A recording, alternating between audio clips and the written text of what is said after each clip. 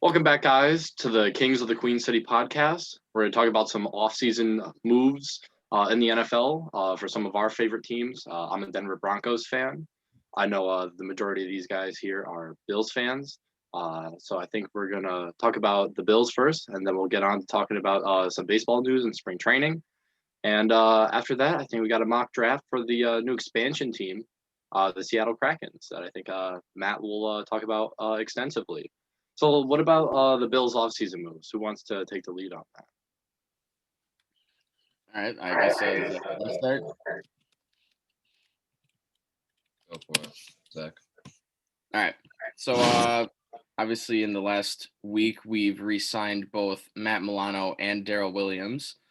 Honestly, I was kind of surprised that we were able to move money around so easily to be able to afford a contract for him. Part of me kind of believed that it was pretty much just a lost cause and that there was no way we were going to be able to get the funds to be able to bring him back to Buffalo. But I guess they reached an agreement and they were able to bring him back for 4 years. And I can't say I'm disappointed. Like, yeah, if he would have left, then that would have been more money to use for other people. But I'm happy that we brought him back because I thought he was a pretty crucial player over the last couple of years in helping the Bills build up their defense and being able to solidify themselves as a playoff team rather than, fringe playoffs and not even worrying about making it. So a 4-year contract, that puts Matt Milano like at the end of that contract at like early mid 30s? I think he'd be he's 26 now? Or Yeah, 24? so he'd be 30 then. So he'd be early 30s. That's not bad. I thought he was older than that. He's what would you say his strength is? Because I feel like he does a fair job pressuring the quarterback, but as far as coverages go, I don't think he's quick enough for man. So how do you think they could supplement him in the middle? I think he's good out of watching the backfield as a spy and stuff like that. It seems like the couple videos I've seen when he signed, it was just him breaking through the line, getting to the running back, getting to the quarterback.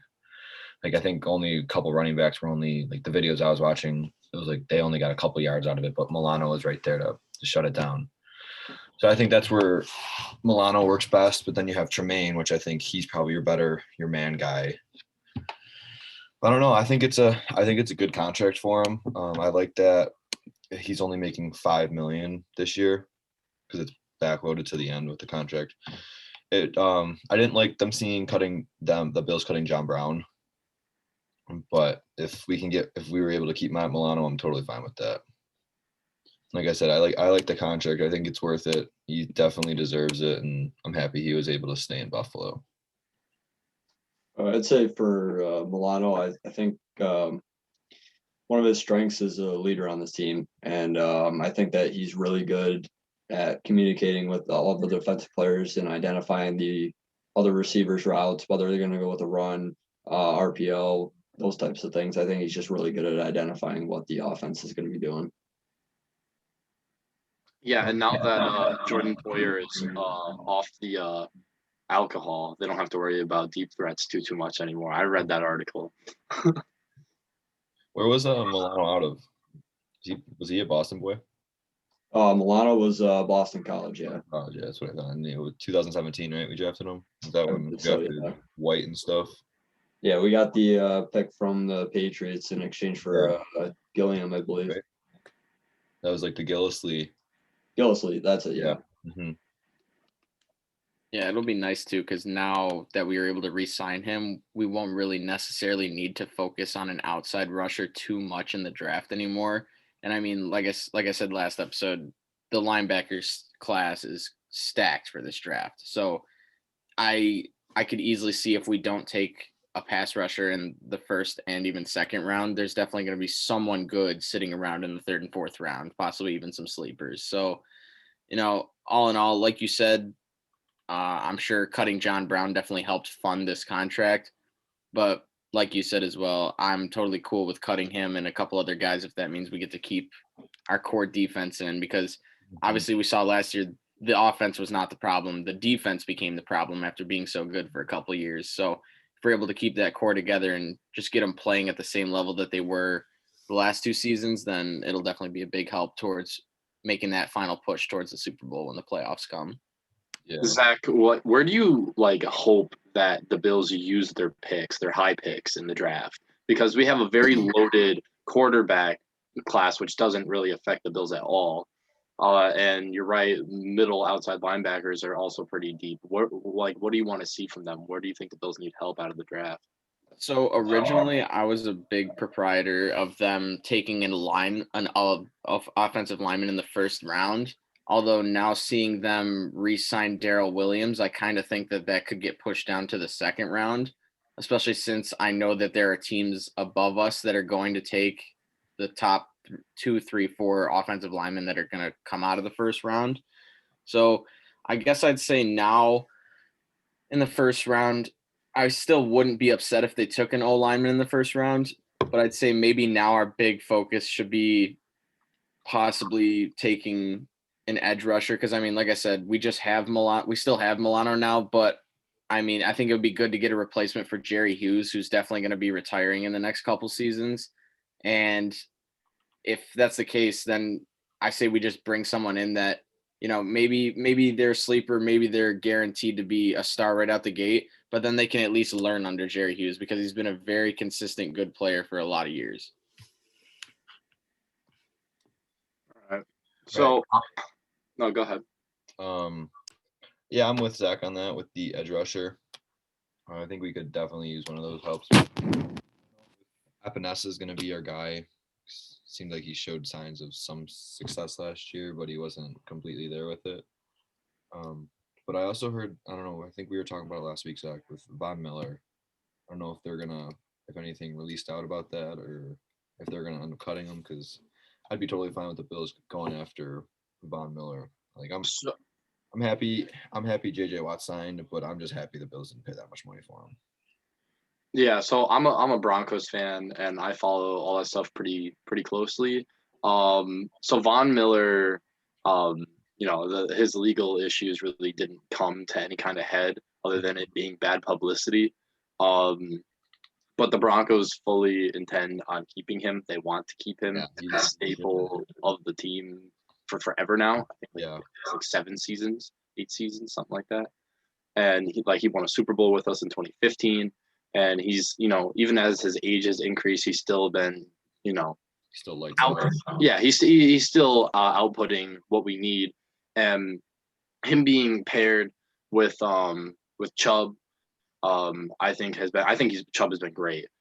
We needed someone to replace DeMarcus Ware on the front there because DeMarcus Ware was a force to be reckoned with for like 2-3 solid seasons.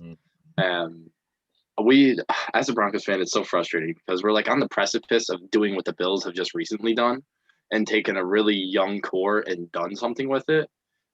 Because our receiving core right now with Cortland Sutton, Jerry Jeudy, KJ Hamler is actually pretty solid young receiving core. But Drew Lock just gets battered every single game. And he just does not do well under pressure at all. And he doesn't have like a gunslinging arm like Josh Allen does, where he can air it out down the field if need be. He kind of thrives in that Drew Brees, 25 yards at the max. So I don't know if we need to try and work with him and his arm strength to try and give Jerry Jeudy deeper options and try and play him more like a Tyreek Hill, or a Deshaun Jackson kind of look. But I don't know if we draft a quarterback. I don't know if that's the answer. I feel like I want to give Drew Lock one more season. Draft an O lineman in maybe like the second or third round. And we just released AJ Boye for reasons that I'm not entirely sure about. I guess he's a little injury prone.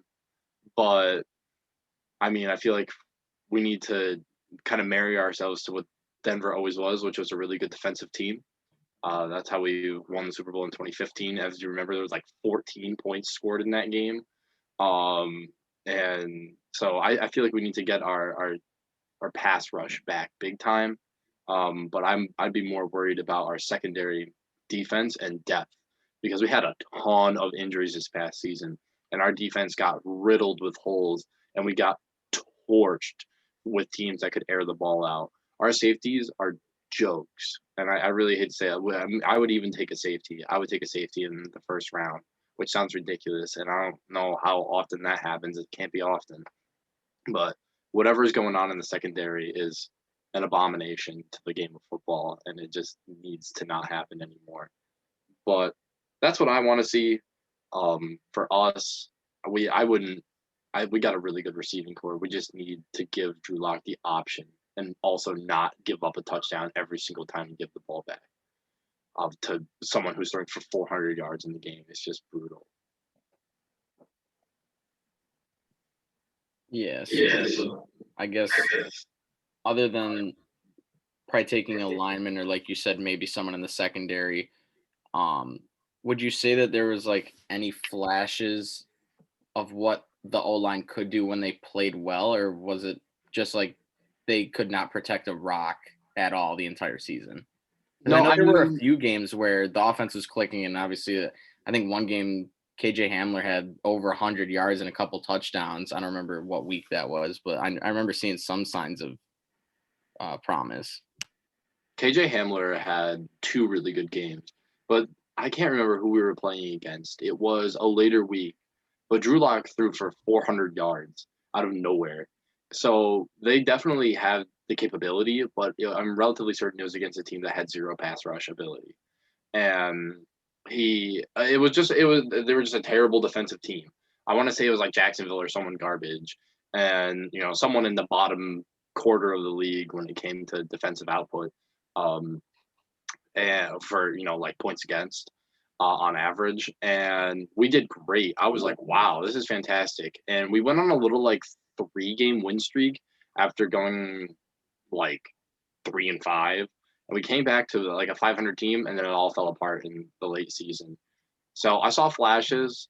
I don't necessarily know if Denver can pull off the dual running back look the way that the Saints did 2 seasons ago so effectively. I think we should either marry ourselves to Melvin Gordon or marry ourselves to Lindsey. And I have no idea when we signed Melvin Gordon, I couldn't believe it. I was like, why? Why have we done this? And we paid him a ton of money too. I want to shed that contract so bad. Patrick Lindsey came out of the University of Colorado at Boulder, and we're paying him like nickels on the dollar to basically be, a little speed back, which is fine. The Broncos have never been a run-heavy offense. So I want to get rid of Melvin Gordon if I had to make a choice. But yeah, I think the offense has clicked from time to time. It's just an immature team. But. All right, Zach, you got anything else to put in, or? I'm good. Rat, you got anything? Oh no, I was just gonna say, do you guys think Darnold's gonna get moved or no? Honestly, I don't think he'll get moved, but there's a good chance that, I mean, it's pretty obvious, I think, that the Jets are going to take a QB, but I feel like the way that, like, Darnold has just been so unimpressive, I feel like there's no teams that are really going to try and take him unless they're not able to make a trade for one of the star QBs that are disgruntled right now with their current team. Just because, like, from what I've seen from Darnold in the last season or two, yes, he's playing on the Jets, but he doesn't look good enough to be a starting QB. And I mean, you could take with that what you will. That's just an opinion. But it doesn't matter what team you're on. Like, the QB is still the leader, and you can still make good plays, even if that does force you to scramble out of the pocket and stuff like that. And obviously, Darnold isn't a mobile QB. Like, say, if Cam Newton's getting blitzed every time, he doesn't have that ability to just scramble out of pressure and, get a 10-yard gain.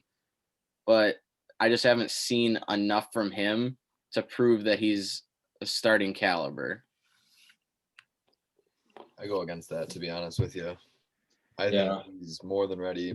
I think he's one of the, if he had help, I think that's what he needs in New York. His protection's not that good. His wide receivers, who's his best wide receiver he's ever thrown to? Robbie Anderson? I don't know. I think he needs help, but we all have our own views. I mean, I have to side with Zach and Matt on the sense that like he's in a garbage organization who has not been good since Joe Namath, and if I had you could stick like prime Dan Marino on the Jets right now, and there's nobody to throw to, and you're getting absolutely obliterated every other play. I don't think any quarterback could thrive. You could stick anyone there. You have nobody to throw to. If your wide receivers don't have the speed or the hands to shake a defender and get open to give you a look, and you're getting hit anyway, how can you expect anybody to thrive in that kind of system? Yeah, that's a fair point, I'd say. I guess my opinion is a little harsh. I just feel like there were times when he was playing well and then it just goes to shit again. I guess I haven't seen consistency. And like you said, he's in a dumpster fire of an organization right now. But I feel like even with the worst possible team, sometimes that can cause guys to, click better and play better together because, they're all fighting for the same thing and that's just a win. You just want to get a win. And sometimes motivation is enough to cause you to play well for a week.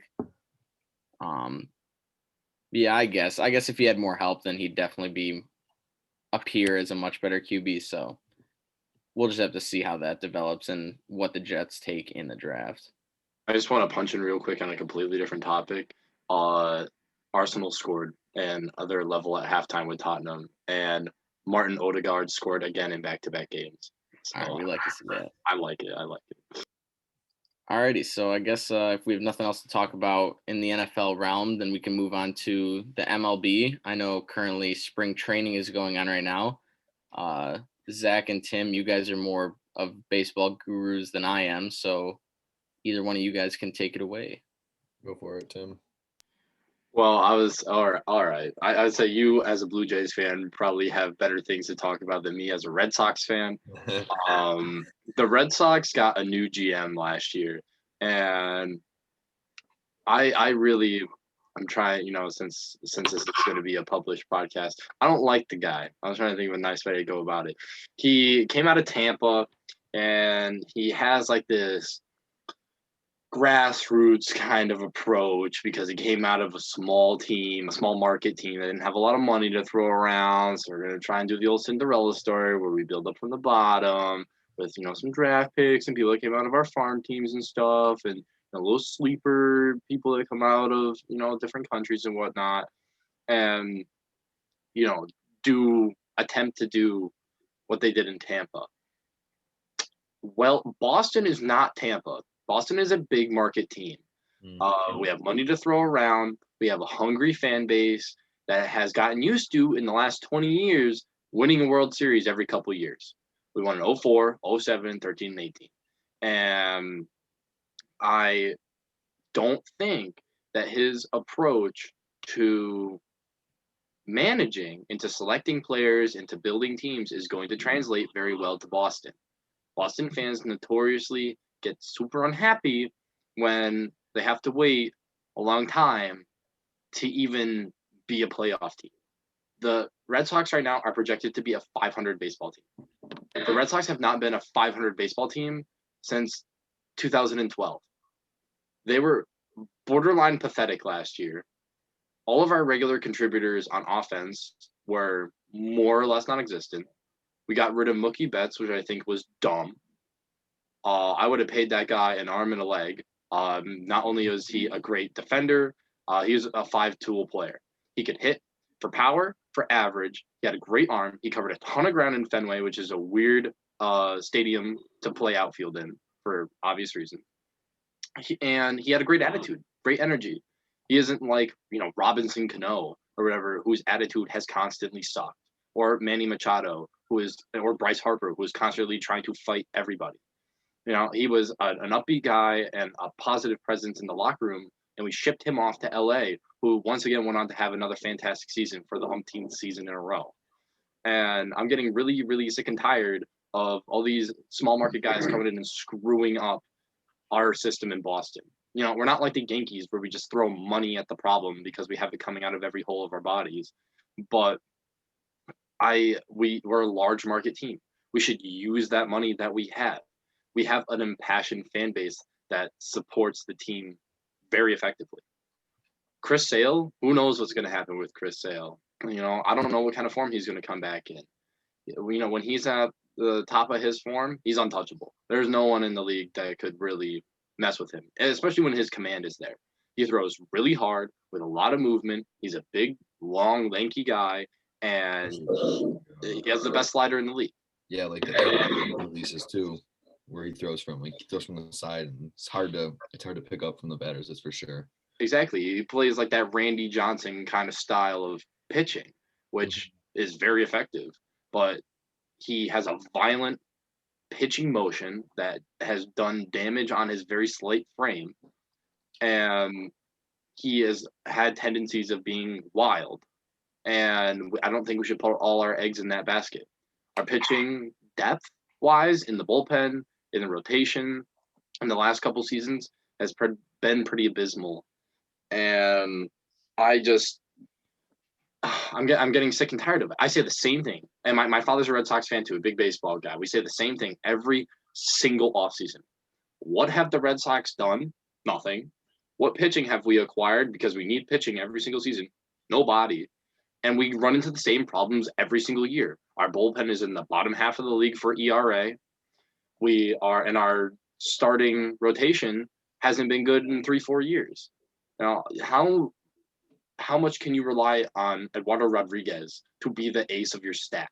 Eduardo Rodriguez is like a 2-3 man in a rotation in most organizations. If he was playing for the Padres, he'd be 5. But they're disgusting right now. Between the Padres and the Mets, if they can stay healthy, if those two teams stay healthy, it's going to be unholy for other teams. Yeah. Even big market teams like the Dodgers and the Yankees are going to have their work cut out for them.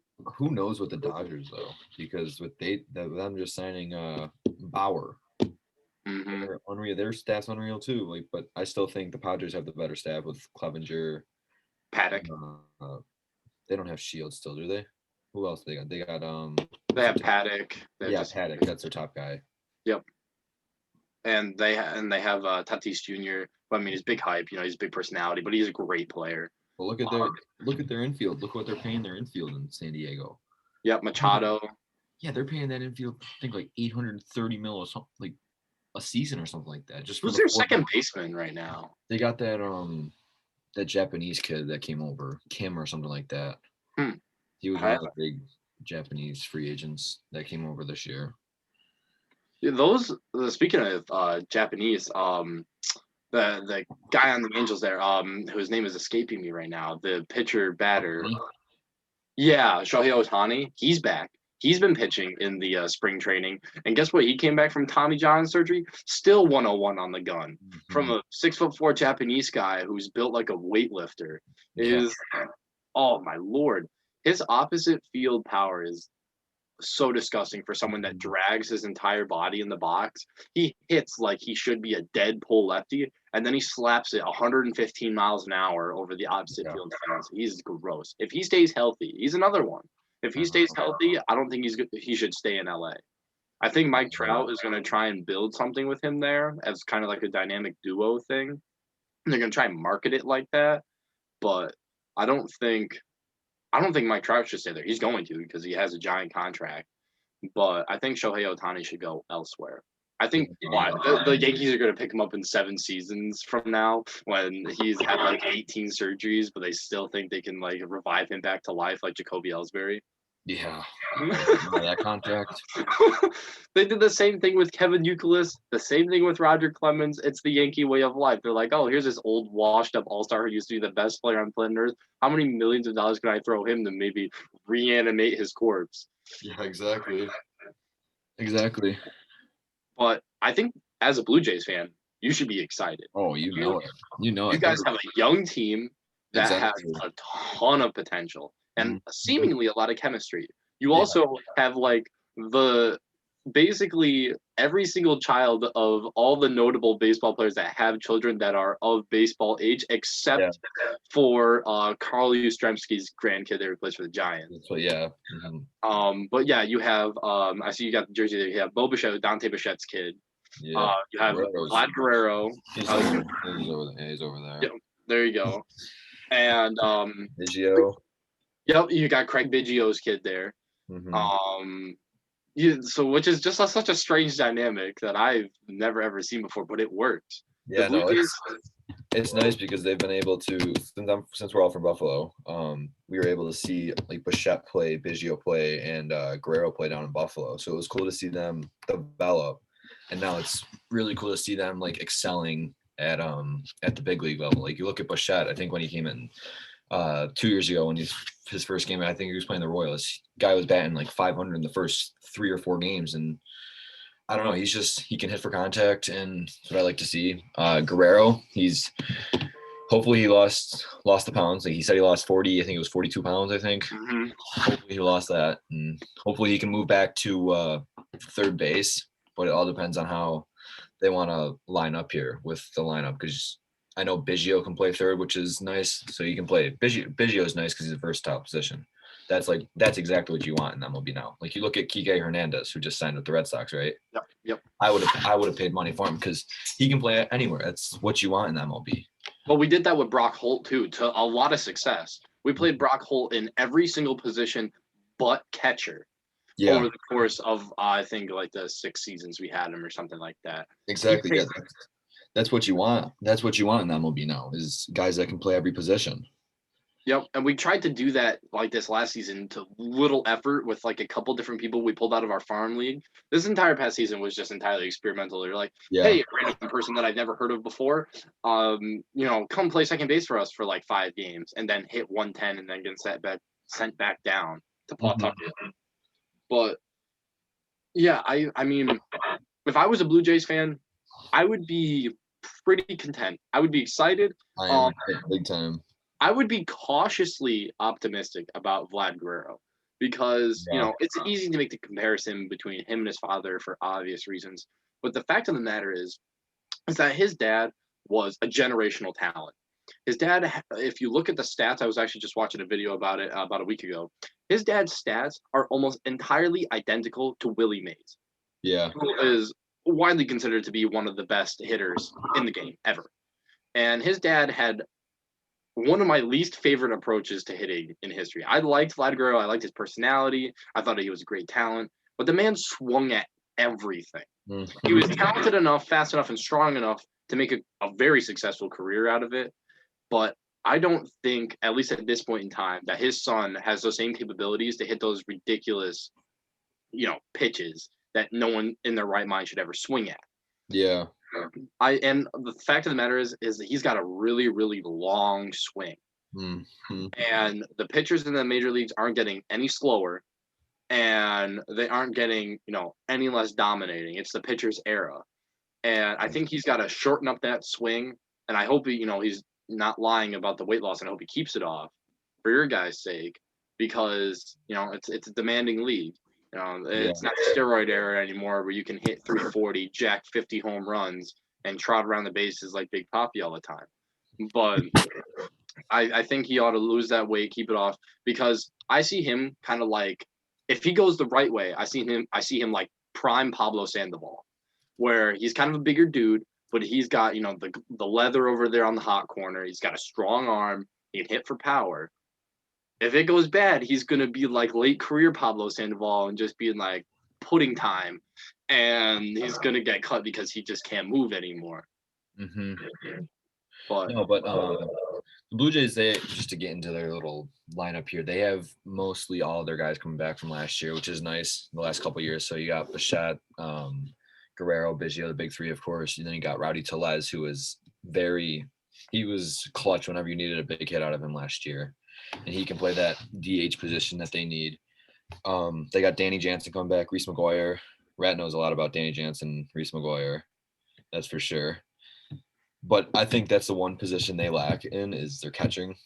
Their catching's not top notch, but as long as I'm fine if a catcher can't hit for an average, as long as they're blocking balls behind the plate. And I don't know, that's just my standpoint with it. But the two big acquisitions I was very satisfied with the Blue Jays bringing in was Marcus Semien, second baseman, who's playing second base now. He was shortstop with Oakland, right?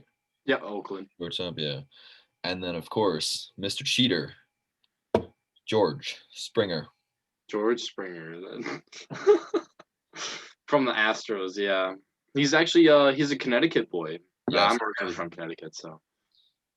Yeah, no, I think George Springer was a great signing for him, even though he has that thing as they cheated that one year, but who really cares? He's on the Blue Jays now. I'm a fan of him now. He's moving on. But I think he's a good leadoff hitter to throw in that one spot.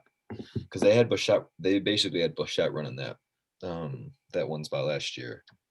But I don't know, Bichette hits for power too, which is nice. So I'd like to see them move him back in the lineup here. But you have Springer going 1, and then you have your 2. I'm thinking you're gonna have Bichette go 2, hopefully. You still have some speed there. And then Semien 3, because Semien can hit for power. He was wasn't he a finalist for MVP a couple years ago? 2 seasons ago, and that was his 20 home run, like 90 RBI, 20 stolen base season. Yeah, I think he was on my fantasy team that year, so it was nice. It was nice. I got production out of him. And then number 4, you have Teoscar Hernandez, who was clutch last year. Mm-hmm. 5, you have Guerrero Jr. 6, you have Biggio. 7, you have Gurriel. 8, you have Rowdy Tellez. And 9, you have Danny Jansen. This lineup kind of reminds me of when the Blue Jays were stacked in 15-16, when you had Turo, Donaldson, Encarnacion, Batista. You had Russell Martin, who could still hit for power. He's batting in the 8 spot. I don't know. I'm pumped for this year, and I'm definitely ready for it. Hopefully, since we live in Buffalo, hopefully they play a couple games in Florida and then they move back up to Buffalo like they did last year, and we can get fans in the stands in Buffalo, because I would definitely pay the money to go watch the Jays play. Honestly, like I live like a hop and a skip away from Buffalo, but if they were playing, like I would definitely like come out for like a weekend or something, like stay with Zach, and like we could all go to a Blue Jays game. Like that'd actually be awesome. Definitely would be down with that. So I got the off-season moves for the Red Sox up right now, just because I wanted to put, back up what I was saying earlier about our new GM's philosophy. And this guy is on literal drugs. So I am reading this. The overwhelming majority of all the moves we've made, except for Adam Ottavino, who we picked up from the Yankees. You guys signed him? Yeah, we did. And Frank Germain. And so that was the only notable move. Every single other move, I would say 2/3 of the moves we made have been minor league signings of pitchers that will never see the light of day in the major leagues. We have some positional players, but I mean, January, Buddy was just on a tear. Matt Carcidi, Jose Adames, Zach Grotz, CJ Chatham, Jack Lopez, Giancarlos Reyes, Anaheim Liendo. All of these people are pitchers that are middle bullpen or starters. And all to minor league contracts. Every single one of them. And you go to February, and we got Zach Bryant from the Cubs in a trade. And then everything else is just, that was the other thing. We got rid of, what was the one notable trade there where we got rid of Benintendi. That was the big one. Yeah. We got rid of Andrew Benintendi, which I think is a dice roll. And I read a couple articles about it when it happened about a month ago. We sent him to the Royals. We got Frankie Cordero out of it, whose numbers on paper do not look super hot. But he's young, he's fast, and he hit the second longest home run of the season last year at like 468 feet in Kansas City. So I think there's some potential there. Getting rid of Benintendi, I think I was really pissed off at first, but I actually am kind of happy about it, because last 2 seasons he's been on a decline, and especially last season, and if you really delve into the numbers, he's not running as fast as he used to. He's not covering as much ground. His arm and putouts has been on the decline, which is a very frightening thing, playing on the monster when, you got to be able to get that ball in a hurry. And he's not stealing bases like he used to. He's not getting the outfield putouts that he used to. He's not hitting for average like he used to. He's not hitting for power like he used to. And this has been a trend over the last 2 seasons. It wasn't like an entire, a little slump that he came back from. It was, a larger overarching trend. And I think that it was a good idea. We got someone that has potential. We shed his contract. And, he's not Benny Biceps like he used to be. He's just not torquing the ball like we need him to be. And I think it was good to shed that contract. That was the one move. That and Ottavino. Everything else, garbage can. I just think with Benintendi decreasing, I just think it's the people around him. That's what we were just talking about it with Sam Darnold. Because you look at, I guess so, but Mookie Betts, and they were lights out together.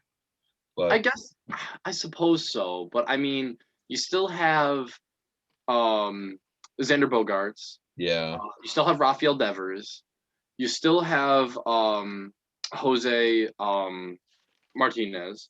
Mm-hmm. It's about the catchers, right? Vasquez, Leon. Yeah. So last year with everyone kind of sank. Even our really good hitters just weren't doing what we needed them to be doing. Devers actually had a decent season. Yeah, it was just a tough year for everyone, I guess, with COVID and everything like that. It was. I'm looking at our 40-man right now, and we have some decent people in the bullpen. Ryan Brazier, that guy throws hard. Yeah, he throws lights. Yeah, he's lights out. Yeah, he's not bad. Matt Barnes kind of comes and goes. He had a rough season 2 seasons ago, but he played pretty decent. Nathan Eovaldi is still on the roster. When we first signed him, I was not thrilled, but he ended up really coming back to a lot of his former self. And I just need him to stay healthy and to start to change his game. That's the thing. That game in the World Series with Eovaldi. Mm-hmm. That was just gross. But if he's gonna have longevity in his career, he can't be a power pitcher the whole time. Yeah. He's gonna need to start getting more command and more movement. Maybe add a pitch to the arsenal if he's gonna maintain any kind of effectiveness in the league, or else he's just gonna start getting lit up. Send it over to Zach, because I know you're a Cardinals fan. So if you got any input there, you can go with that. All right. Yeah, I guess I could talk to the best of my knowledge. I haven't really been keeping track too much of who they've been moving around from the minors and whatnot. I am happy that we were able to sign Yachty, and I think we brought Wainwright back for at least a season, if not 2. So I'm happy with that, because from what I saw last season, we only had 3 decent pitchers. One of them being our starting pitcher, Jack Flaherty, who I'm pretty impressed with. I think he's pretty sick. And then obviously, if we were to let Yachty go, obviously he's late on in his career, but he's just a staple in the franchise. And most definitely. There's no way you're gonna just let him go and just act like nothing happened and everything would be fine. You want those guys that have been so good and so consistent throughout their entire career on a team that they love playing for. You want to be able to bring them back and have them teach guys under them that are just coming into the league. They sorry to interrupt, but they made a big acquisition this offseason. Nolan Arenado. Yeah. I was pleased to see that. Obviously, like I said, I don't follow baseball as much as you guys, but I do know that he's been a very good player for the Rockies, and he definitely wanted out because that franchise is not going anywhere anytime soon. So, yeah, I was very happy to see that get approved and him be able to come over. One guy that I was pretty impressed with last season was Tommy Edmond. He started playing pretty well in the second half of the season. Obviously, it was shortened, but I was pretty impressed with the way he was hitting and getting stuff done. Let's see, what else? I'm trying to think of anything else. How many games are there in spring training? 20? Yeah, I was gonna say, is it around 20 games? So, not that it's too much to pay attention to. I feel like in spring training, you want to pay more attention to the good things that are happening rather than the bad. The Cardinals are 4-4 right now. But I say right now we just look at what guys are doing, and how they're playing so we can just move forward with the best possible roster. Let's see. I am happy too. I don't remember if he came in last season or if it was the season before that, but bringing in Paul Goldschmidt too. He's a pretty good hitter and a good first baseman. So I was pretty happy with that acquisition because I know he played pretty well in Arizona. He was like arguably their best player. So I was pretty happy to see that. If you guys are able to give me any more insight. It seems like, I don't know. It seems like the Cardinals are always that team to go out for like the older guys and acquire them via trade or whatever like that, and try to hope they rejuvenate their career, I guess, try to keep it going. Because like the Arenado trade came out of nowhere. I wasn't expecting him to go to St. Louis. And even when Goldschmidt got traded, I wasn't expecting him to go to St. Louis because they had I don't know who they had Holiday, right? Holiday was one of those later guys that brought in. Yeah, like later in his career, they brought him in. Yeah, after he played for the Rockies, played out of his mind, and then he went there. Yeah, exactly. Yeah, I don't know. Rat, you got any input about baseball? Keep you so you can get talking over there because you've been quiet. No, absolutely not. I'm not.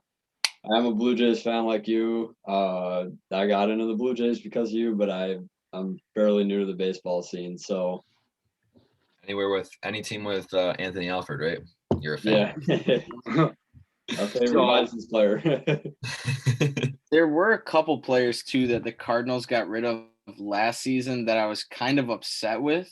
I don't remember who exactly. I don't remember if it was last season or if it was the season before, but I'm pretty sure we sent, I can't remember. It was either a second baseman / shortstop or a pitcher to the Rays. I'm pretty sure. Oh, I think it was Colton Wong we sent to the Rays. Yeah, Colton Wong. I didn't really like that because from what when I started just initially following them, it seemed like he was actually a pretty good player for us. And then we just kind of dealt him away, and I was kind of disappointed with that. But I think there were also trade rumors about Paul DeJong, and we ended up keeping him, which I also really like him as a player. So he signed a big deal, didn't he, last year? Mm-hmm. I'm pretty sure, yeah. So I'm happy we were able to at least keep him. But yeah, I was a little upset when they got rid of Colton Wong because he was playing pretty well during the time that he was talking about getting traded, and then he got dealt, and I was like, oh well, sweet. Yeah. But you look at Colton Wong, he's one of those versatile players that you need on every team. Even that Edmonds guy you're talking about, he's like a prime example of that. That guy can play anywhere. Mm-hmm. So I was just to circle back, I was looking at the outfielders for the Red Sox right now. I forgot we also got rid of Jackie Bradley Jr. Yeah, to the Brewers. Yep.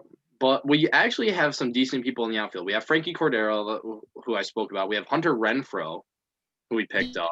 Also and we have Alex Verdugo, who we picked up from the Dodgers last season. And JD Martinez, of course, if he figures out how to hit the ball again, which would be super duper, seeing as he's a really good hitter when he hits the ball. And I also forgot we have Michael Chavis, who can play as a utility player, who's got a little pop in his bat. I like him. And yeah, so I just wanted to say that.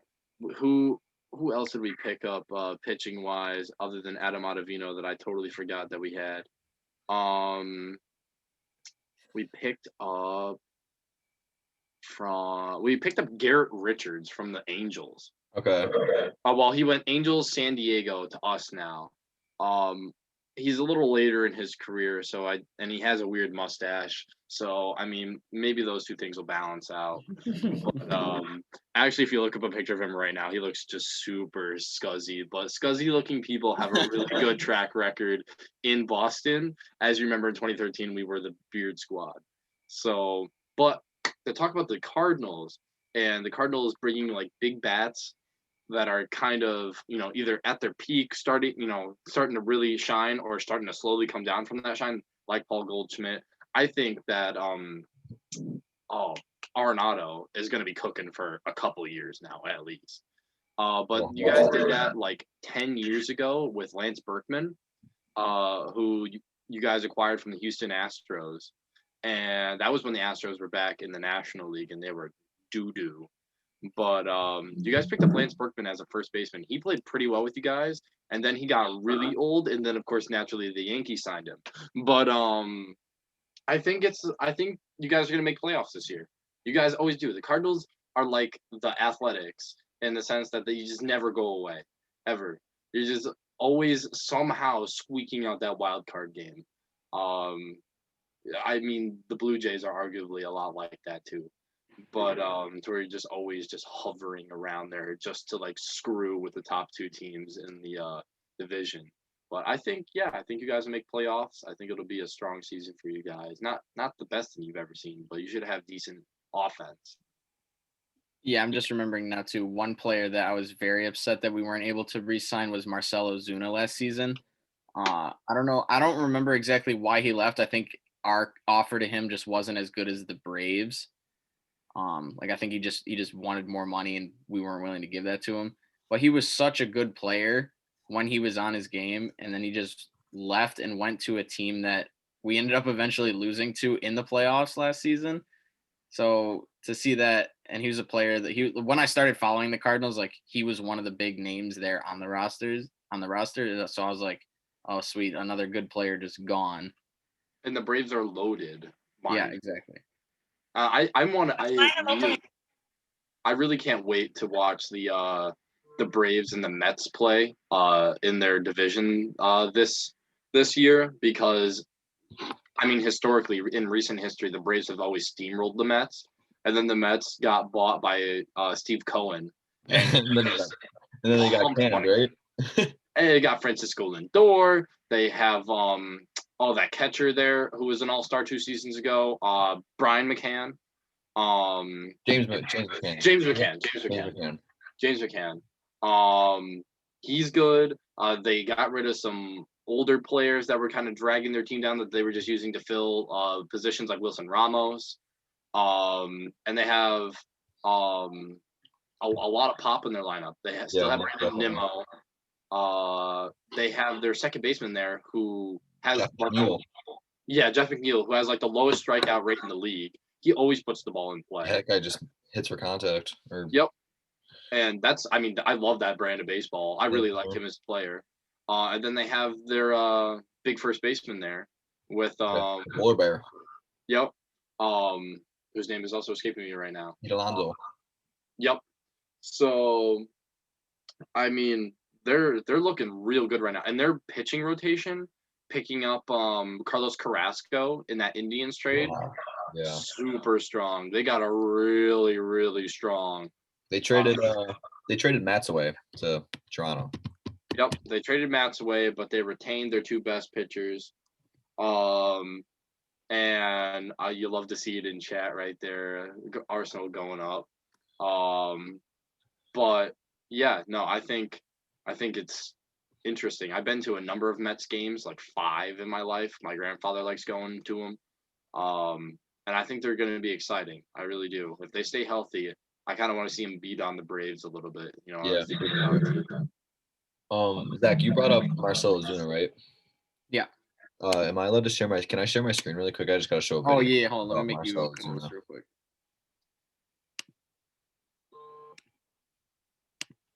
All right, there you go. All right, perfect. So we're just going to watch this short little video here regarding Marcell Ozuna and his foul attempts playing outfield. Do you guys see this? Yep, we can see it. Yeah. You hear it? And a fly ball. Yep. Deep left. Ozuna back scales the wall. And it drops. I fucking remember that, dude. Guys are going absolutely bananas in the bullpen. I don't know. I just don't get on how you can just literally run straight back to the wall for it and not even look for the ball. I don't know. That's just when you brought up Marcell Ozuna's name, that video came up to me. And like with the people I've been working with, we're talking about a couple weeks ago, and he, like, the one teacher brought it up to me and showed me. It was funny. So I'm looking at the Mets roster right now. For pitchers that are notable, they have Dellin Betances. Yeah, the bullpen. He's got to step his game up. It was bad last year. Yep. So we're gonna see if he can make a bounce back, because with the Yankees, he was nasty there for a couple seasons. Carlos Carrasco, like I mentioned, Jacob deGrom, Edwin Diaz, who's super hit or miss. Therese Familia, who got reinstated into the league. So nice for him. Aaron Loop, who used to be a Blue Jay. Yeah. I believe he signed to a minor league contract though. He'll make the team. Yeah, he very well could. Seth Lugo, who I've watched pitch in person, who is underrated, I believe. I think he's a good role guy to come in for a couple innings. They tried to pitch him as a starting pitcher, did not go so hot. Out of the bullpen, I think he's much better. They have Marcus Stroman, who was a Blue Jay. That was another big signing. I don't want to talk about that or Syndergaard. Yeah, Syndergaard is actually on the 60-day DL right now, so we're gonna see if when he comes back in the season. Syndergaard was a Blue Jay. Yep, he was. And R.A. Dickey. Oh, I saw R.A. Dickey pitch live in 2012. He was disgusting. He was nasty. Yeah, it was before like he was known. That was his like Cy Young season in 2012. And so I was like, who is this guy? And why is he throwing so funky? What is that? 86-mile-an-hour knuckleball? I was like, and then he went on to win the Cy Young. He was like 40 years old too. He's just like, I'm just decided I'm going to be the best pitcher in baseball for a year and then fail. Yeah, but I think that is basically all of our baseball. We got into a deep conversation with it, which I like to see because baseball is fast approaching. I'm definitely ready for it. Yeah, I'm ready for it too. So are we good with throwing over to the rat boy? Yeah, I don't have anything else to talk about. So if that's the case, then coming in from TSN, we got Rat McKenzie over here who's going to go over the Seattle Kraken mock draft and what he thinks the moves are that are going to cause players to head over to Seattle to form the team. All right, so I'll make you co-host real quick so you can share. I don't need to share anything. Too bad. So I went through the rosters about a week ago. So obviously, as the season progresses, things can change with players' availability to be exposed in the expansion draft. There's some rules that apply to the Seattle draft this year. First off, Vegas is the only team that is going to be exempt from the expansion draft. They don't have to send a player over to Seattle. Seattle needs a total of 14 forwards, 9 defensemen, and 3 goaltenders. Obviously, they can go a little bit over, but that's what they're going to roll with. The clubs have the ability to protect either 7 forwards, 3 defensemen, and 1 goalie, or they can do a total of 8 skaters, which would be 8 forward and defense and 1 goaltender. First and second year players are exempt. 1 D-man must be exposed who played in the prior season or played in at least 70 NHL games in the past 2 years, and 1 goalie must be exposed who's under contract or will be in RFA status. Also, players with potential career-ending injuries who miss more than 60 games are not eligible for Seattle. So, starting off with the Anaheim Ducks, I stuck with mostly 7 forwards and 3 defensemen for all these teams, since no one's really going to want to lose a lot of defensemen. It's become a staple in the NHL now. So I have the forwards protected being Ryan Kessler, Jacob Silverberg, Rickard Rakell, Danton Heinen, Troy Terry, Sam Steele, and Derek Grant. The protected defensemen are Fowler, Manson, and Larson, and their goaltender is Gibson. So that leaves exposed quite a big list on most teams, but I'm only going to highlight the guys that seem to be the most likely to be eligible. That leaves Adam Henrique, Sonny Milano, Rowney, Jones, Getzlav, Lindholm, Shattenkirk, Hutton, Hank Ponka, Miller, and Stolars. And for this one, I have the Ducks or Seattle taking Adam Henrique from the Ducks. That will give them a nice center depth, and Henrique's under contract for 3 more years. So that allows them to lock up at least 1 centerman for the next couple of years. From Arizona, I protected forwards Clayton Keller, Phil Kessel, who has a no-move clause, Schmaltz, Dvorak, Larson, Fisher, and Garland. The exposed defensemen are Ekman Larson with a no-move clause, Jacob Chikrin, and Deneen, one of their young prospects. And the goalie they're going to protect is Darcy Kemper. They put a lot of faith in him. He's played a lot of games this year. He seems like he's going to be the guy moving forward. They also have Antti Ranta and Aiden Hill. Hill is a really good goaltender at 24 years old, who's an RFA. He's a taller guy, isn't he? Yeah, he's pretty big. So I think that Kemper and Hill are going to be the guys in the net going forward. I don't see Ronta being back, especially being a UFA this year.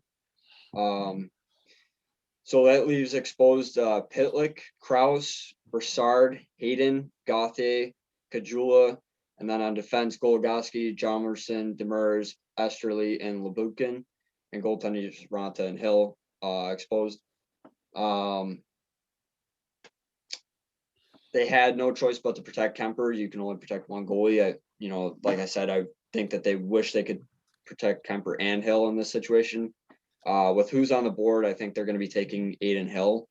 It's going to give them a nice goalie prospect who's proven in the NHL.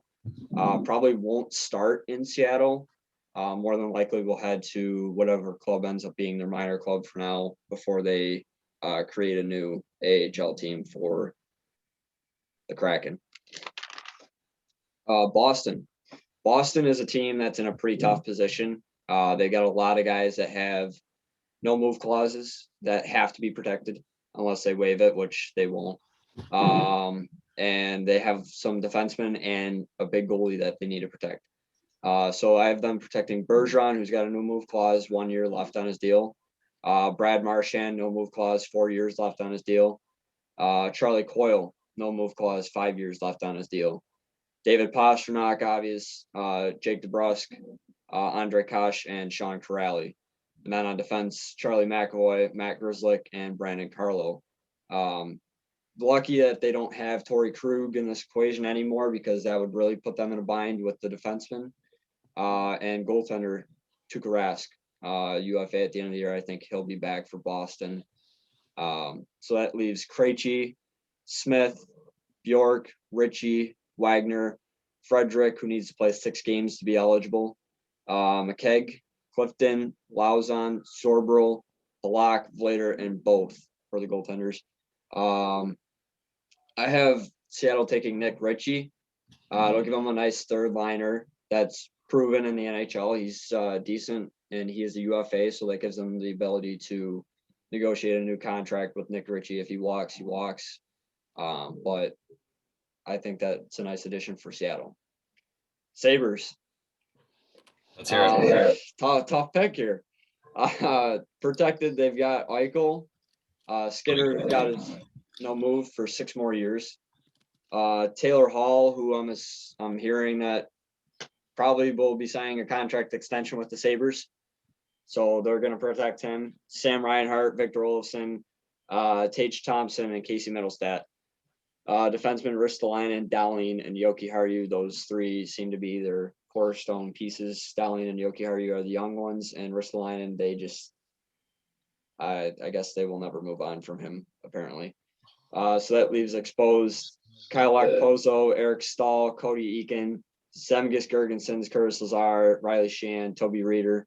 On defense, Colin Miller, Brandon Montour, Jake McCabe. Goaltenders, Carter Hutton, Tokarski, and Jonas Johansson. As much as I'd love Buffalo to be able to send a pick over to Seattle and say, hey, take Kyle Okposo off our books for us for like a 2nd round pick,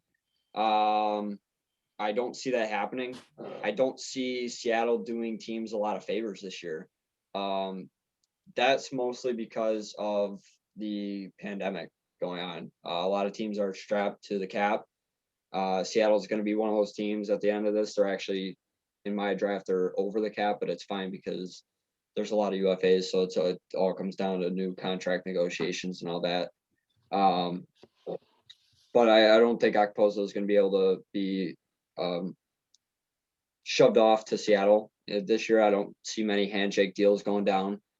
I think they're going to take Colin Miller. He's got 1 year left on his deal, $3 million. It's nice, right-handed defenseman. Probably will play their 3rd pair or be a scratch most nights. Calgary.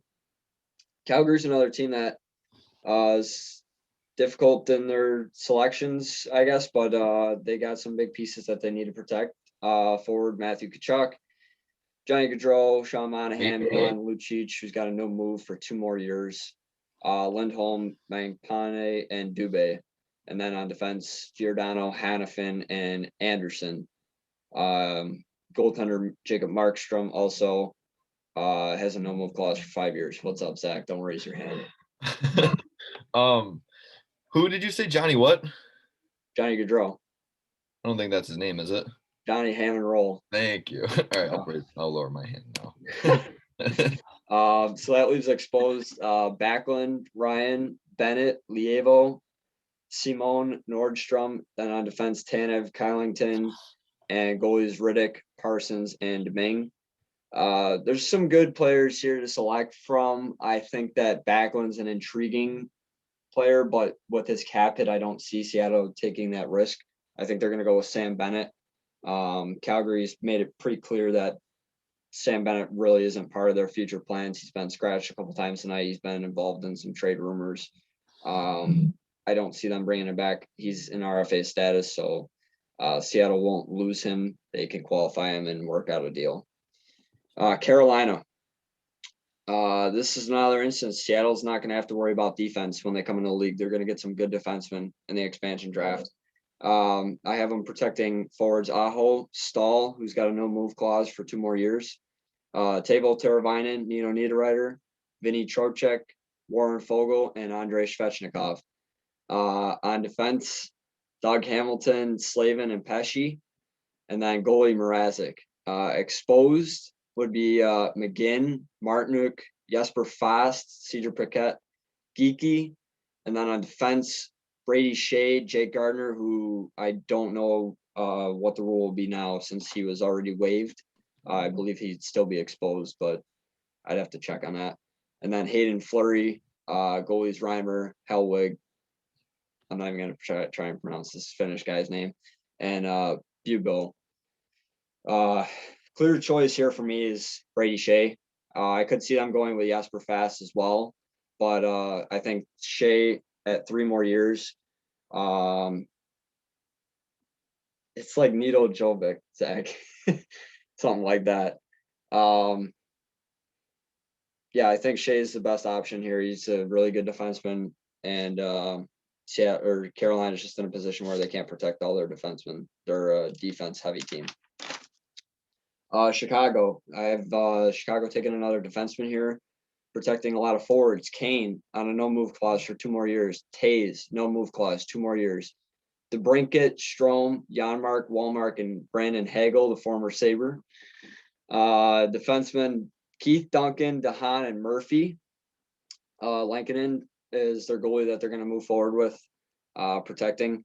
So that leaves Andrew Shaw, Smith, Soderberg, Kampf, Carpenter, Nylander, Highmore, and then on defense, Zadorov, Carlson, and Bowie, and goalies Delia and Subban.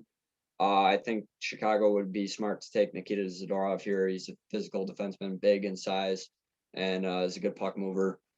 He could end up on a new team next year. Interesting thing is Brent Seabrook is not available in this because he is now on a career-ending injury. Colorado. Protecting forwards Mikko Rantanen, Nathan McKinnon, those are givens. Landeskog, Saad, Burakovsky, Kadri, and Donskoy. Then on defense, Johnson, who has a no-move clause for 2 more years. Samuel Girard and Cale Makar. Goaltender, Philip Grubauer. That leaves Comfer, Calvert, Nichushkin, Belmar, Yost, Tays, Graves, and goalies Francois and Miska. I thought Francois would be a interesting one to select here, but JT Comfer sitting there is too good of an option to pass up at the center. So I have him taking JT Comfer. He's under contract for 2 more years. That I think the length is a big sale here for Seattle. They're going to have a lot of guys that are UFAs and RFA status, but they're going to want to take some guys that have some term on them, and Comfer is one of them. Columbus. I have Columbus protecting Cam Atkinson, Nyquist, Domi, Laine, Jenner, Borkstrand, Roslovic. On defense, Jones, Werenski, and Kukan. And then goalies Korpisalo. That leaves exposed Dubinsky, Foligno, Nash, Grigorenko, Robinson, Stenlund, defense Savard, Gavrikov, Harrington, goalies Kivlinkins, and Johnson. I think Harrington is an interesting name, but I think that the defense is going to be too filled up with what else they want to select later in the draft here. So I think that Foligno will be taken by Seattle. I think that with 1 year, or no, he's a UFA this year. I think it's just time for Columbus to move on from their captain and say goodbye and give him a fresh start in Seattle for a couple of years before he retires. Dallas again, another team that has a lot of no move clauses. They're going to protect forwards Sagan, no move clause for 6 more years. Ben, no move clause for 4 more years. Radulov, no move clause for 1 more year. Then Pavelski, Faxa, Hintz, and Gurianov, who's been one of their stud players. Defense, Lindell, Klingberg, and Heiskanen are 3 that they have to keep around. And then goalie Bishop, no move clause for 2 more years. That leaves Cogliano, Como, and Dickinson. Defense, Alexiak, Sekera, and Pizik. And goaltenders, Khudobin, Point, and Bow. I have Seattle taking Dickinson. He's a former first-round selection as a centerman. Has not worked out in Dallas. He's an RFA at the end of the year. I think his contract will be cheap, and if you can get him to what everyone thought he would be as that first-round selection, I think that's a really good move for Seattle. I think they'd be interested in Khudobin too, but as I mentioned before, there's some goalies later in this draft that I have them taking. They've already got one from Arizona so far. Detroit is a tough team to pick from if you're Seattle. There's not much that you really would want. They're going to protect Larkin, Mantha, Bertuzzi, Fabry, Nemesnikov, Bobby Ryan, and Adam Ernie. And then on defense, Nemeth, Stretcher, and Hronik. And goal, Grice. That leaves exposed Franz Nielsen, Darren Helm, Filppula, Glendening, Gagne.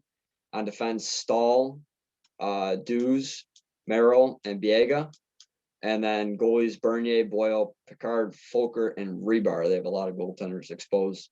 I have Detroit taking Dews on defense. He's in RFA status. At the point that I made this, he needed to play 5 more games. I don't know how many games he's played for Detroit since then, but I'm assuming he's going to meet that quota by the end of the year.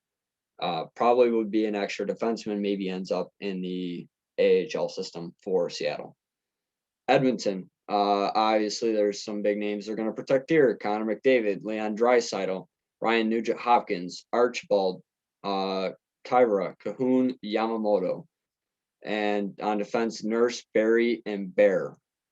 Goaltender Koskinen would be the guy that they protect. That leaves exposed James Neal, Zach Cassian, Chazon, Turris, Jesse Puljujarvi, Ennis, Shore, Russell. On defense, Klefbom, Larson, Russell, Jones, Koch.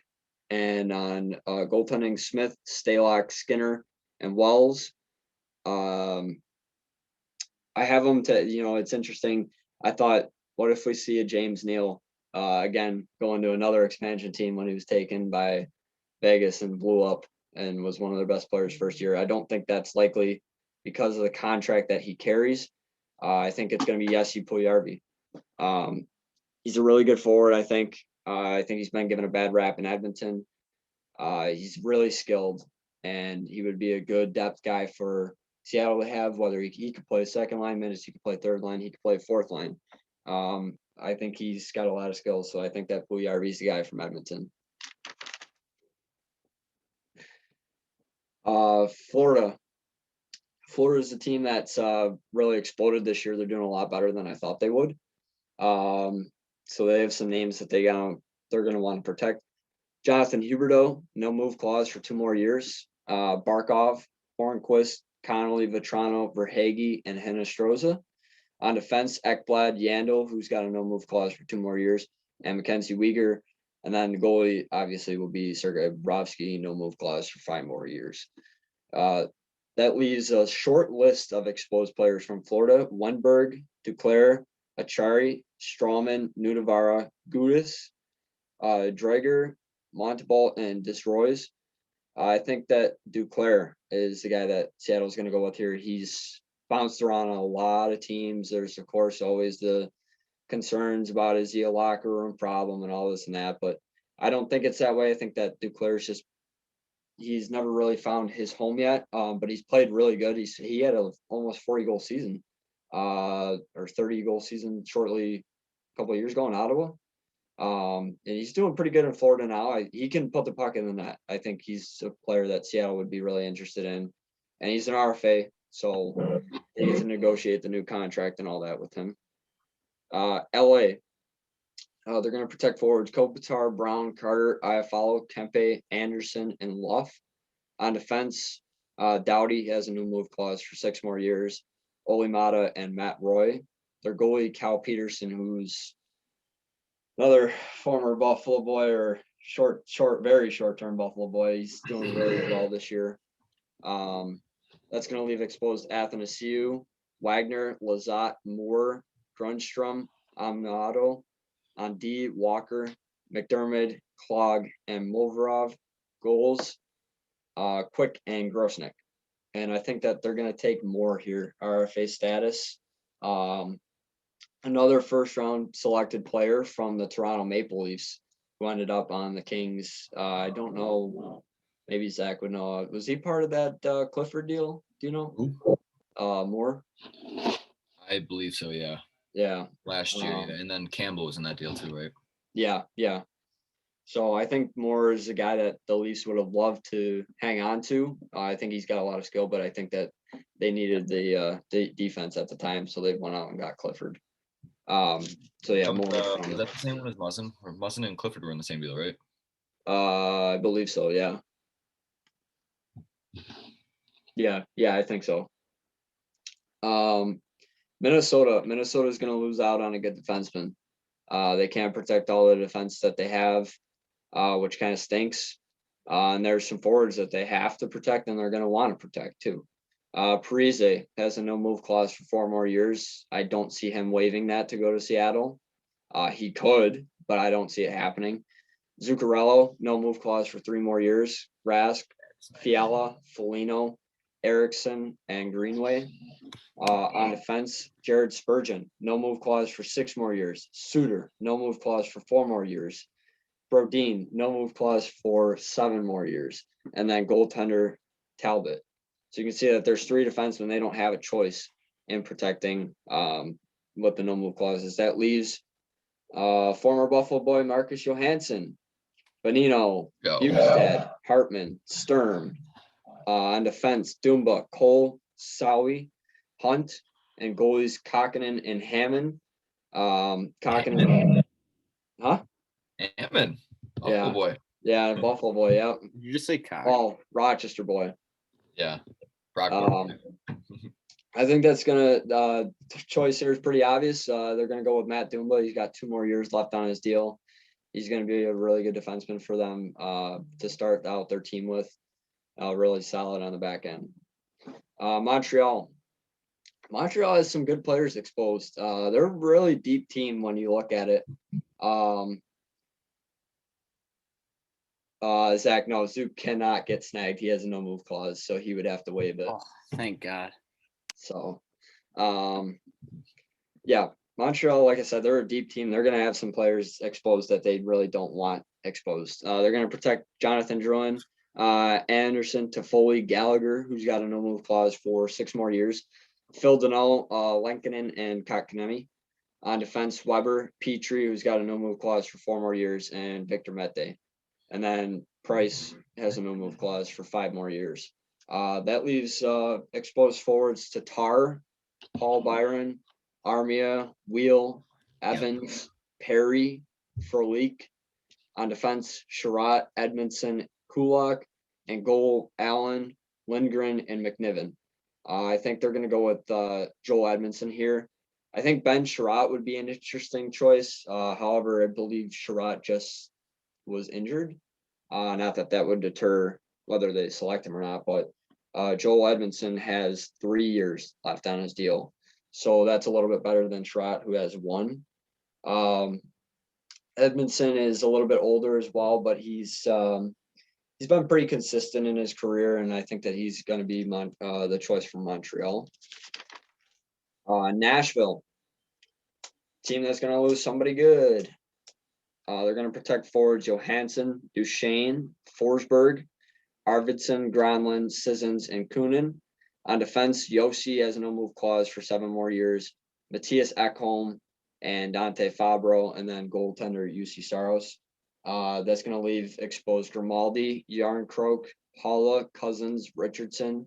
On defense, Ellis, Borwicki, Benning, Spiza, and goaltenders Rene, Ingram, and Kaskil.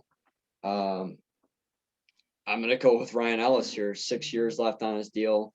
Nashville's going through a really tough time right now. They're probably going to be going through a rebuild and getting rid of a lot of people. Ryan Ellis's contract isn't terrible, and he's been a proven pretty damn good defenseman in his career. And with 6 years left, he would be one of the staple guys. Probably would end up with an A, I would assume, if he ends up on Seattle. So I see him taking him. New Jersey, I had a little bit of a tough time with because there's so many good options here for them to take, but they're going to protect Hischier, Zajac, Paul Murray, Andreas Janssen, Jesper Bratt, Wood, and Zaka. On defense, Murray, Severson, and Butcher, and goalie Blackwood. He's the guy of the future for New Jersey. He's a really good goalie. I love Blackwood. Exposed, that leaves Cody McLeod, Sharon Govich, and Bastian. On defense, Subban, Vatanen, and Kulikov. And then, Kulikov, another goalies, Dell, Cormier, and Wedgwood, Rochester boy. I think they're going to go with Subban here. He has a really high cap hit, which is going to hurt them a lot in their first year. But for 1 year of PK Subban and trying to get him back to maybe prime form, I think it's well worth the risk for Seattle. And then if they want to keep him around, they can negotiate a cheaper contract. If not, let him go. No harm, no done if they take Subban here. New York Islanders. They're going to protect Anders Lee, Matt Barzal, and Brock Nelson. JG Pajot, also Bailey, Bavillier, and Bellows. On defense, Pulak, Pellick, and Mayfield, and goal Varlamov. That's going to leave exposed Eberle, Clutterbuck, Cizikas, Komarov, and Martin. On defense, Boychuk, Leddy, and Green, and then the net, Schneider. I have Seattle taking Eberle here. Very consistent player in his career. Again, another high cap hit, but Seattle at this point can afford that. He carries 3 years left on his deal, so they do have him for some term, which is a big selling point with him. I could see Clutterbuck or Cizikas being guys that they look at as well, depending on how the draft falls. If they really want to put together a dominant fourth line, those are your go-to guys. But I think that Eberle sitting on the board there is too much of a opportunity to pass on. The Rangers, they need to stay in the East so they can hunt the Sabres. Martin, Cizikas, and Butterbuck. Yeah, so they can torment us every game. Yeah, right. Continue, Ratatouille. The Rangers, I have them protecting Panarin, no move clause, 5 years. Kreider, no move clause, 6 years. Zibanejad, no move clause, 1 year. I could see Zibanejad possibly waiving it, but I don't think he will. I think he wants to stay in New York. I think he wants a contract extension too. Strome, Buchnevich, Hedel, and Howden. On defense, Trouba, no move clause for 5 more years. Lindgren and Crawley. And then in that, Georgiev would be their guy of the future. They don't have to protect the other young goaltender. What's his name again, Zach? Shesterkin, yeah, that's it. I always mess it up. They don't have to protect him. He's not eligible for the draft, so they lucked out there. That leaves forwards Lemieux, Rooney, and Di Giuseppe. Defense, D'Angelo, who I don't see Seattle taking him with all the off-ice issues. They might, but I don't see it as likely. I think that probably ends up in either a buyout or he just doesn't play for the Rangers organization for the 1 year left on his deal, and that's the end of it. Smith, Johnson, Beato, and goaltender Kincaid. I have Seattle taking Brendan Lemieux here. Lemieux's a fast player, very physical, will fit in pretty good on their fourth line. Could be an AHL player if he needs to be, but I don't think that there's any issues with that. Ottawa. I have them protecting a lot of young guys. They have a really good young core, and they're going to be really good in 2-3 years. So watch out for Ottawa. But I have them protecting Colin White, Brown, Tierney, Dzingel, Kachuk, Batherson, and Abramov. On defense, Shabbat, Zaitsev, and Riley. And in net, Matt Murray will be the guy that they protect, obviously. That leaves exposed Derek Stepan, Dadonov, Anisimov, Watson, Paul. On defense, Goodbranson, Colburn, and Brown. And in net, Gustafsson, DeCord, and Hogberg. I think that Watson will be the guy that gets taken by Seattle. I really liked Watson when he was with Nashville. I thought he was a really underrated forward with his speed and his skill. So I think he's an interesting third or fourth line candidate for the Kraken. Philadelphia. Philadelphia is a team that is in a tough spot. I don't necessarily agree with my selection here. The only reason I made this selection was for the sake of the cap. I'm already over the cap, and I didn't want to go way over. So protected is Giroux, no move clause, 1 year left. Voracek, Hayes, no move clause, 5 years left. Ben Riemsdyk, Konechny, Couturier, and Nolan Patrick. On defense, Provorov, Sanheim, and Myers. And then in goal, obviously Carter Hart will be protected. Exposed, that leaves Lindbaum, Lawton, Raffle, Abu Kubel. On defense is where it gets hairy. Niskanen, Gostisbehere, Gustafsson, Braun, and Haag. And then in goal, Elliott, Sanderson, and Leon. I wouldn't be shocked if, obviously my draft isn't going to line up with Seattle's real draft. I wouldn't be shocked if Niskanen or Gostisbehere are looked at by Seattle. But for the sake of the cap, I have them taking Oscar Lindblom here. Probably would end up on their bottom two lines or an AHL player. Pittsburgh. Another group that's got quite a few no move clauses. Malkin, no move clause, 1 year remaining. I don't see him waiving that. Crosby, no move clause, 4 years left. Obviously won't be waiving that. Gensel, Zucker, Russ, Kapanen, and McCann. On defense, Letang, no move clause, 1 year left. Matheson, Dumoulin, and in goal, Jari. Exposed, that leaves Tanev, Sevier, Aston Reese, Teddy Bluger, Lafferty, Rodriguez, Jankowski. On defense, Pedersen, Ceci, Ricola, Weber, Ruido, and in goal, DeSmith and Lagasse.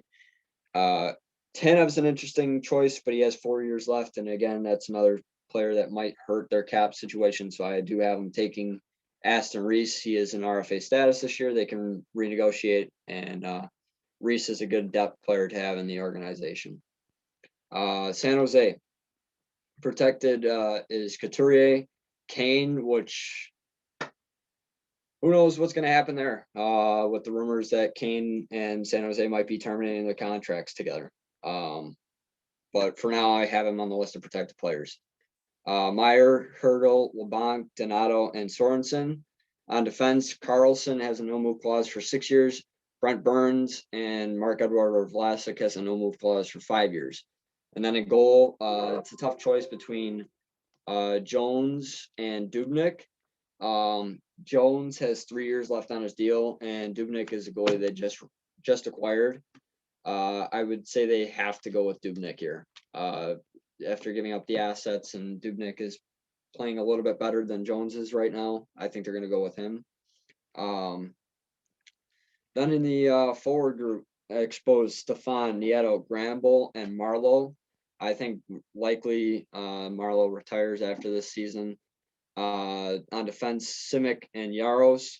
And then in goal, Jones and Cornor. I think they're going to be taking Granville. who's an RFA status at the end of the year, probably ends up being an AHL player for Seattle.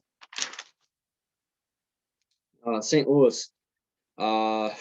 This team is another team that's going to be in trouble. I don't know if I agree with my pick here again, but we'll see what happens in real life.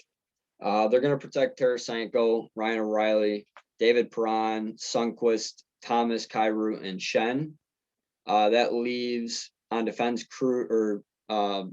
protecting on defense Krug, Parayko, and Dunn. And in net, obviously, Binnington, who just signed a 6-year deal with the team for $36 million. That leaves exposed Jaden Schwartz, Steen, Bozak, Hoffman, Blaze, Sanford, Barbashev, Clifford, McEwen, De La Rose. On defense, Falk, Scandella, Gunnarsson, Bortuzzo, and in goal, Fitzpatrick, Huso, and Gillies.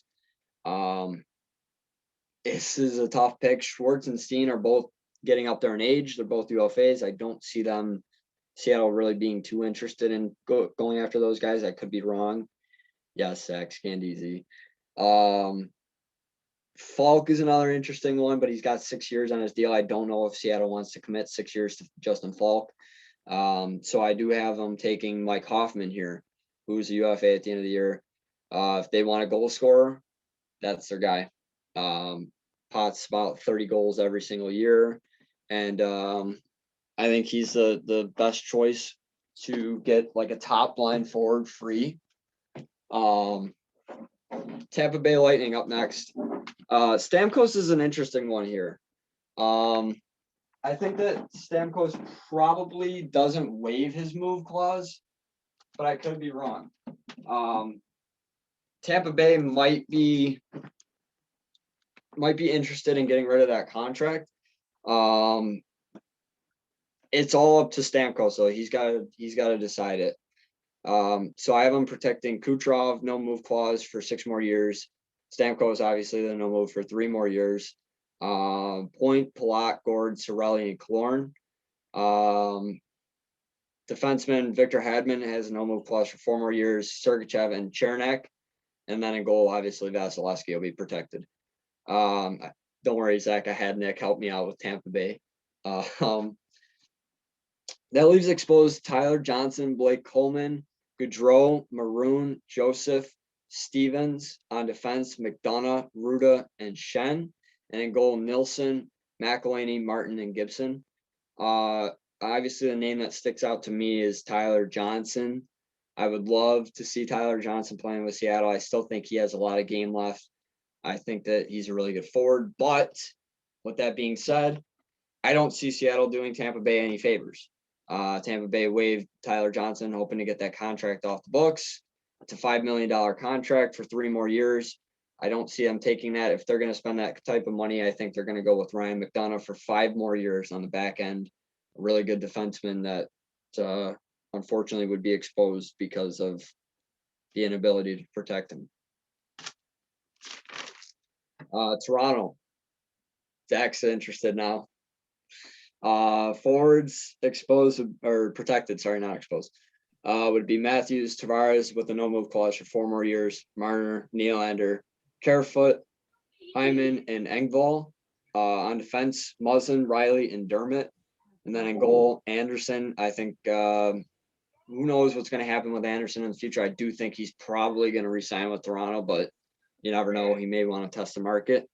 That leaves exposed Simmons, Galchenyuk, VC, Thornton, Spezza. On defense, Brody, Hall, Bogosian, and in goal, Campbell and Hutchinson. I think Campbell is interesting, might be a little bit intriguing, and I think that Hall also might be a little intriguing for them, but I think that they're going to probably end up going with Alex Galchenyuk. He got waived by Toronto. He's not consistent, but he's got a lot of skill, and he could be a 20 goal scorer for him, 20 to 25 goal scorer, if in the right situation. He's had a couple down years, hoping to get back to his regular form. So I see Seattle taking a chance on him. Vancouver protecting Brock Besser, Horvat, Miller, Virtanen, Mott, Gaudette, and Pedersen. On defense, Myers, Schmidt, and Hamonic. And then on goal, Demko will be the guy of the future that they protect. They were in a tough spot with the goaltending. It's hard to say. Forwards, exposed Erickson, Suter, Pearson, Beagle, Roussel. On defense, Edler and Ben. And then goaltender, Braden Holtby, 1 year left on his deal. Vancouver's had a really rough year this year. They seemed like they were really close to being a top team, and that didn't happen this year. Braden Holtby has not played that well in Vancouver. With only 1 year left on his deal, I would not be shocked to see him exposed and taken by Seattle. Fresh start for them, and they do have Thatcher Demko, who they have a lot of faith in. There are goalies on the UFA market that I could see Vancouver going after. Washington. Ovechkin, Backstrom with a 4-year no-move clause. Kuznetsov, Oshie, Wilson, Eller, and Verana. On defense, Carlson, Orlov, and Dillon. And goal, Samsonov. That it leaves exposed Hagelin, Panik, Hathaway, Dowd, Sherry. On defense, Schultz, Kempney, Jensen, Siegenthaler, Van Riemsdyk, and Chara. And goal, Lundqvist, Copley, Vanacek, Fuccioli, and Anderson. Goalies are interesting. I wouldn't be shocked if Seattle's a little intrigued by Copley or Vanacek. And also Schultz, who has 1 year left on his deal, but with the cap, I think it's more likely than not that they end up taking Connor Sherry. Sherry, if put alongside a really good player, could be a good goal scorer for them and could potentially play first, second line minutes. Winnipeg, we're at the end, boys. Protected Wheeler, no move clause for 3 more years. Connor, Scheifele, Ehlers, Little, Dubois, and Lowry. On defense, Morrissey, DeMello, and Pionk. And Annette Hellbuck obviously will be protected. Exposed forwards would be Stastny, Perreault, Kopp, Appleton, Thompson, Lewis, Toninato. On defense, Zach's favorite player, Zach Beaulieu. Who? Zach Beaulieu. I call him Zach Beaulieu because Okay. Nathan Beaulieu. Forward, Pullman, and in goal, Brossoit, Berdine, Comrie, and Forsberg. I think Beaulieu is an interesting choice, although Seattle does have a lot of defense already taken in this draft that I've done. So I did go with Laurent Brossoit. I just think it's a good situation for both teams. Winnipeg, he is UFA at the end of the year. I don't see Winnipeg paying him the money that he's probably going to ask for based on his performances the past couple of years. He's been one of the best backups in the league. And he has the opportunity to go to Seattle and compete with a guy like taken in my draft, Holtby, for the starting job. So I think that's a win-win for both. Just to go over what we have here, the roster all together. Left wingers taken are Ritchie, Foligno, Duclair, Sherry, Galchenyuk, Lemieux, Lindbaum, Aston Reese. Centers, Henrique, Bennett, Dickinson, and Granville. Right wingers, Compher, Puljujarvi. Compher can play center as well. Puljujarvi, Moore, Watson, and Hoffman. On defense, we have Shea, Zadorov, Jew, Edmondson, McDonough, and Dumba, Ellis, Miller, and Subban. And right wing also Eberle. And then in goal, Hill, Holtby, and Brossoit.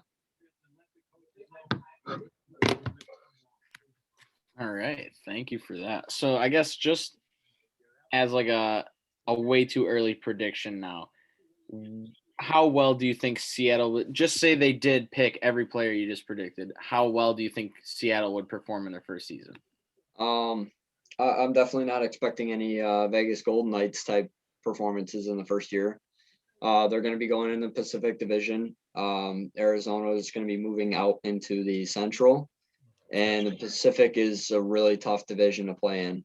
You got some real star power teams there. I think maybe they could push in for a playoff spot, but I think it's more likely than not that they have more of the story that we thought Vegas would have.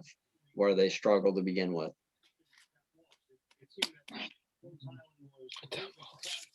All right. But Tim. you never know. Especially we have no idea who their coach is going to be yet. True. All right. So I guess after that, then, Tim or Zach, do you guys have anything else that you want to talk about or pitch in? Any other questions? Just not really, but tonight, I don't know if this will be posted, but Selection Sunday is tonight, so check it out. March Madness starts on Friday, Thursday or Friday. I think the first four is Tuesday in Dayton. I don't even know if it's in Dayton with COVID or anything like that, but You guys trying to do a March Madness bracket? We could all make one and then just post it on the Instagram. Sure. down. The one thing I wanted to say about the mock draft is that you didn't have him taking him, but if they touch Halak, I'm gonna be pissed. I don't think they will. I don't even know if he was on my list of exposed. I think that He was. He was okay. With the other goalies that are in the draft, I don't think that they're gonna mess with Halak. They could, but again, I think Holtby is gonna be exposed, and I think Brossoit will be exposed. So I think those two are too good to pass up on moving forward for Seattle. I don't think Halak's really going to be at the top of their list. And thank God for that. I really like the role he plays with Boston. So yeah, he's a good backup. It's a good tandem they got in Boston, that's for sure. Yeah, I think they're going to try their hardest to keep those two together, at least for a couple more years. Alrighty, so I guess if we have nothing else to talk about, then thank you in advance to anybody who watches this. Depending on how easy it is to cut up this video, we might release this as two separate episodes, with the NFL and MLB talk being in one episode, and then just Matt's mock draft all together as a second episode. I think it's a good idea. Yeah, so just stay tuned for that. Either way, both will be previewed on the YouTube. Thank you to Tim for joining us. Obviously helps to see new faces and get some insight on different areas of the sports world. With that, then, if you guys have nothing else to talk about or pitch in, then once again, thank you to everybody for watching. If you have any recommendations on how to make the podcast better, just feel free to drop that in the comment section, and we will see you guys next week. All right. Thanks for having me, guys.